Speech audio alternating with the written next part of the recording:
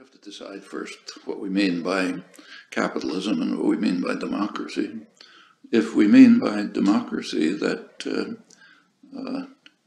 citizens have a equal share in participating in determining decisions that affect the society, then capitalism in any form is inconsistent with democracy, because it radically, in most forms I should say, there is a form of capitalism which could be consistent with democracy. It's the kind that Adam Smith advocated. Adam Smith was in favor of equality of outcome. In fact, one of his main arguments for markets is that under conditions of pure liberty, they will lead to equality. It's not a good argument, but that was the argument. If that could happen, which it can't, then you could say, yes, possibly it's consistent with democracy. Otherwise, capitalism is any form of really existing capitalism, or that's likely to exist, will have sharp inequalities. It's based on hierarchy, domination, production for profit, not need, accumulation of capital, deprivation of others, subordination of people who have to sell their labor in order to survive. And of course, that's going to translate automatically into any political arrangement, which will yield one or another form of plutocracy. We happen to have a pretty extreme form right now.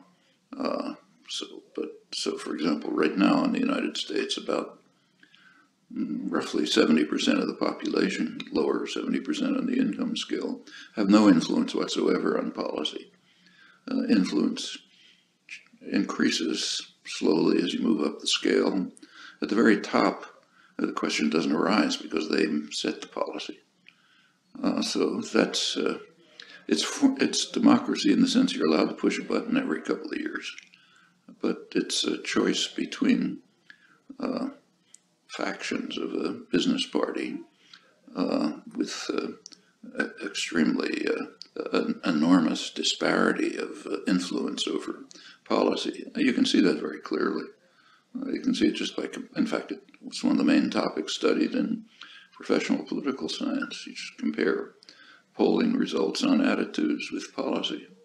So, for example, just to pick one, for about 40 years now, there have been regular polls asking people, what do they think about tax policy?